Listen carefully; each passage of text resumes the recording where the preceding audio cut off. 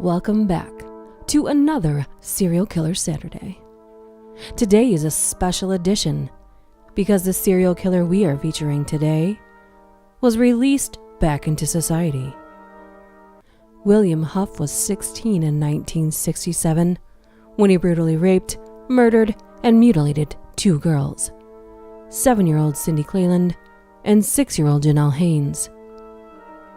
On April 7th, 2017, an email was sent to the producers of an Arizona news station.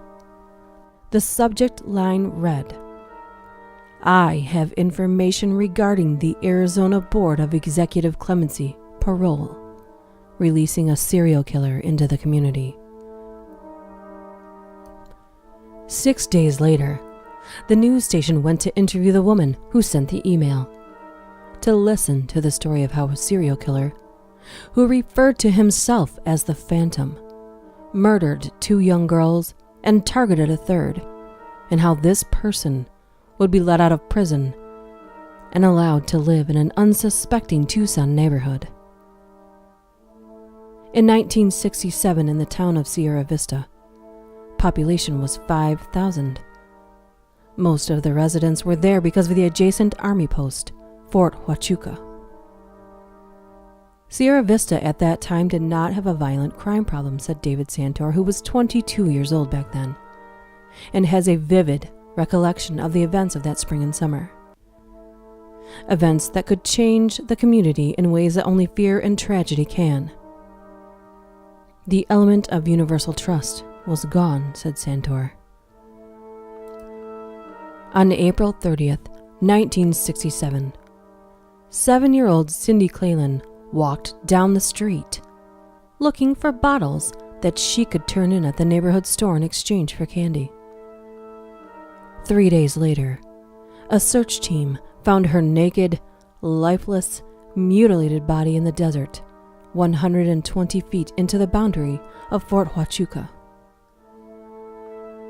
Throughout the 3 days she was missing, they would find clothing and underpants and bring it to my mother and ask, "Is this Cindy's?" said Darlene, who was Cindy's older sister. She also remembers how her father was a sergeant in the army at the time and deployed overseas. The Red Cross had to track him down in Vietnam, brought him back while the military was looking for Cindy. And on the 3rd day, when my dad happened to arrive, was the same day they found Cindy. Having discovered Cindy's body, FBI agents, Army investigators, and the county sheriff's deputies and Sierra Vista police turned their attention toward finding the killer. 1 week later, a handwritten letter arrived at Sierra Vista Police Headquarters. It contained a message that read in part, "I am the Phantom. You have found my first victim. My next victim lives on Stephen Street, 9 years old. Fools." Now keep in mind that Huff was 16 when he wrote this and deemed himself the Phantom. Police identified the 9-year-old girl mentioned in the letter and provided round-the-clock protection for her. The letter would become a key piece of evidence. Meantime, the residents of Sierra Vista were living in fear. People went out and bought guns. People did everything they could to make sure they knew where their children were every minute of the day, said Santor. Investigators followed lead after lead into dead end after dead end. All the while, the Sierra Vista police chief suspected a neighborhood teenager had something to do with the crime. On June 22nd, another little girl vanished. Janelle Haynes was 6 years old. Her family had just moved back to Sierra Vista and Fort Huachuca after being stationed in Germany. Around 11 a.m., Janelle was playing at the pond near their Lakeside Officers Club. Her brother said that she had been talking to a tall, thin, black teenage boy when she disappeared. At around 1 p.m., before he knew about the second abduction, the chief of police was driving onto the army post for a meeting. He said he noticed that the neighborhood teenager he suspected of being involved in Cindy Clayland's disappearance was walking off the post. Search teams found Janelle's body later that day. She was naked, murdered in a similar fashion as Cindy Clayland, but now investigators had a solid lead. The description Janelle's brother gave to the investigators matched William Huff, the teenager the chief also suspected all along. Huff had a history of run-ins with law enforcement and admitted to killing a ringtail cat on the army post. Huff was suspected of killing several cats, stealing bikes, and breaking into his neighbors' homes. Huff was charged in the death of Cindy Clayland and Janelle Haynes. On the day the first of his 2 trials were scheduled to begin, Huff pleaded guilty and was sentenced to 15 years in federal prison for one murder and 40 years to life for the other. That was supposed to be the end of the story. Melissa Haynes, who would be the niece of slain Janelle Haynes, was explaining why she became the family member who spoke at William Huff's parole hearings.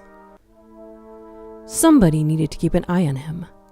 Someone needed to know where he was, what he was doing, to keep the community safe.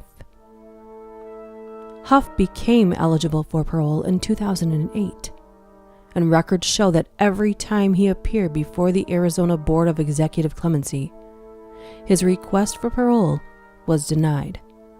But that changed on December 2nd, 2015. We believe that it was going to be the exact same thing as always, said Haynes. She and Darlene Roy, who was Cindy Clayland's older sister, had become friends through their efforts to keep Huff behind bars for the rest of his life. He was the victim always. Cindy and Janelle were never the victims. He was the victim, said Roy.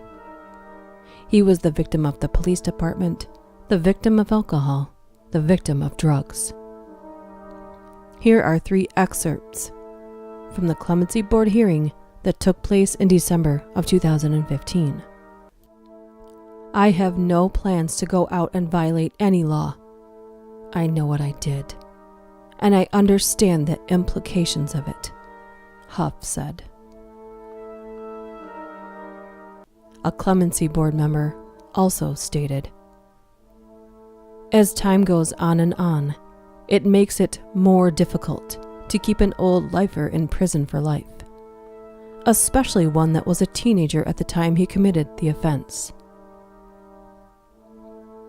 Another board member stated, having a psychopathic personality does not mean you're going to be a criminal and continue to commit crimes. I'm going to make a motion to grant home arrest to Mr. Huff. The Clemency Board voted unanimously that day to grant William Huff release on home arrest. It was almost a feeling like I was at the wrong parole hearing, said Haynes. Huff was released to a halfway house in Tucson in January of 2016. The victims' families believe the Clemency Board made a huge mistake. So does David Santor, who joined the Sierra Vista Police Department in 1968 and would later become its chief. When asked if he considers Huff a serial killer, Santor's response was immediate. Absolutely, he said. He fits the mold right down to the last dot. Dr. Stephen Pitt, a nationally known and respected forensic psychiatrist, and has worked on high-profile murder cases across the country, who is also a consultant to the Phoenix Police Department, was asked, is this person someone who we are deeply concerned about? His answer, absolutely. Does that mean this person is going to go out and reoffend? I have no way of knowing that, said Pitt, who has not personally interviewed Huff or examined the detailed case information. But Dr. Pitt did say the very nature of the offenses raises a number of red flags. He abducted and murdered young girls, and the offenses appeared to be sexually sadistic in nature. A recording of a clemency board hearing on April 6th shows newer board members also had reservations about Huff being out of prison.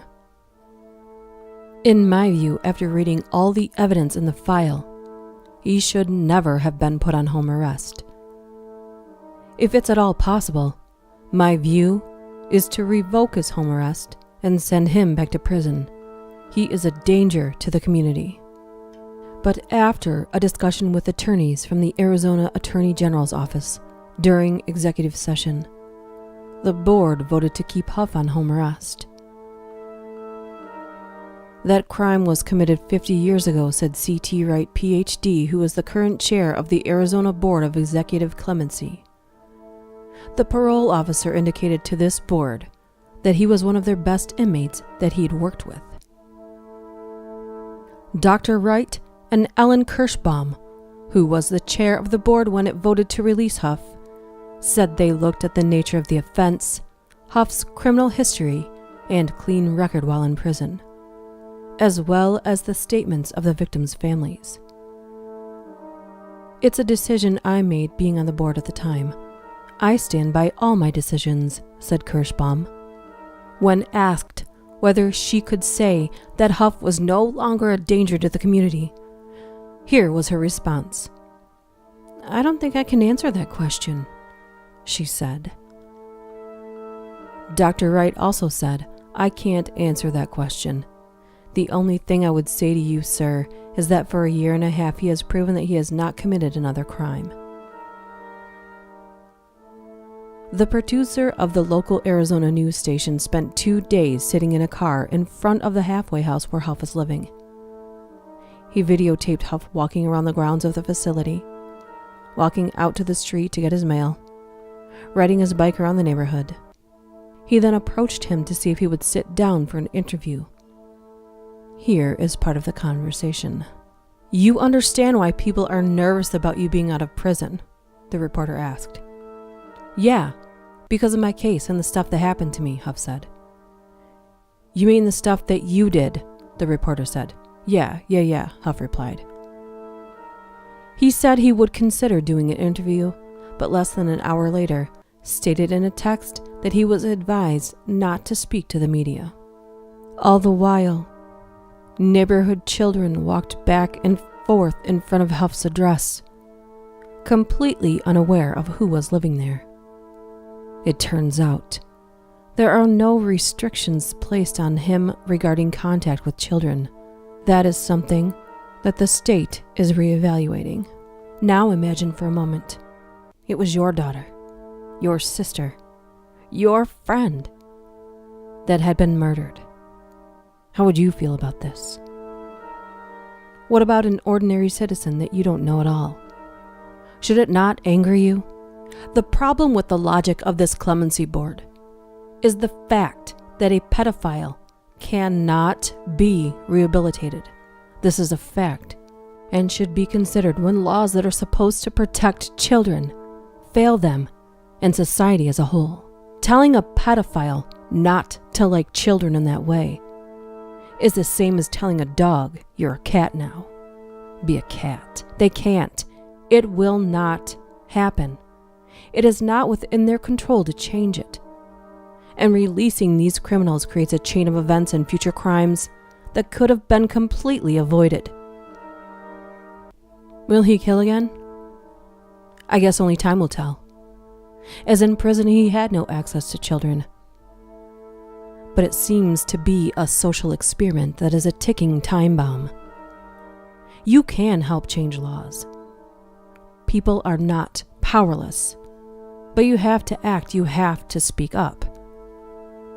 Contacting your state's congressman and telling them that you want to see criminals that create such heinous acts to stay behind bars is a start. I have left a link in the description box that gives you a list of every congressman in the United States.